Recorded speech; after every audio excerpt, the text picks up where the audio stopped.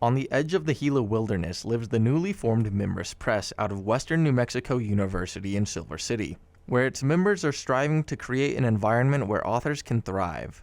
In a world where so few publishers control so much of the market, the goal of Mimbres Press is to be a destination for voices in southern New Mexico, according to WNMU President Joseph Shepard.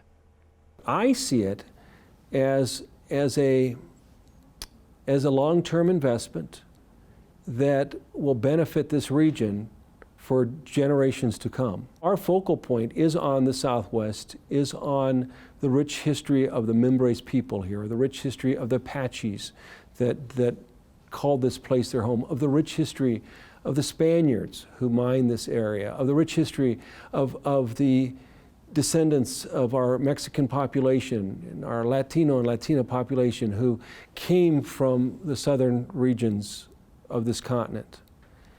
There isn't anything available, or wasn't anything available, until the Mimbres Press came to be.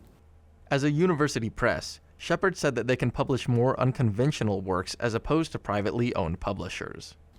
We're able to do poetry, we're able to do photograph, we're able to do modern sorts of multimedia. That's why it's important that here in Silver City, here in this part of our state, here in this part of our country, that we celebrate the culture around us and we codify that forever in the written word. According to author and board member Russ Bradburd, the Mimbres Press is aligned to help fill the void in the borderlands left by Cinco Puntos Press, which was bought out by a New York-based publisher. Well, Cinco Puntos Press was probably the most important press on the border in America in the last 30 years. And now with them being bought out by New York companies, who's going to tell these stories and who's going to pay attention to these stories? Well, Mimbres Press seems to be, just by chance, the timing of it seems to be perfect. As the global publishing market continues to grow, so does the influence of the industry's largest publishers.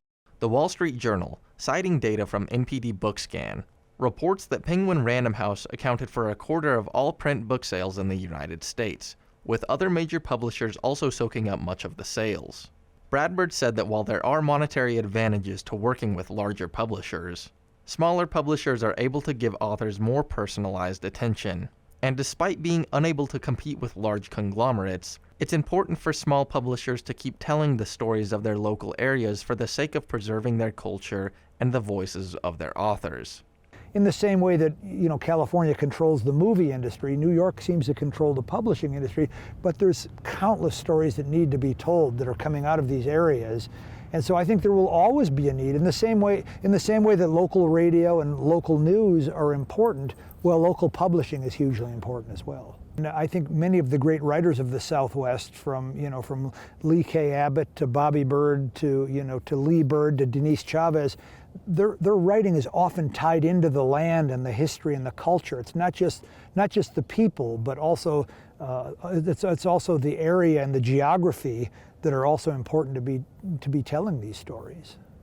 For Marvel Harrison, publishing director of Mimbres Press, the press is a way to highlight issues around the Gila, and more broadly the Southwest. I think that our location close to the border creates opportunities for border issues, which continue to be major world issues. Silver City is a small town, but there are world issues here. There are border issues. There's no reason that we shouldn't be very alert to issues of climate chaos and what's going on, because we thrive so much on the natural beauty around us.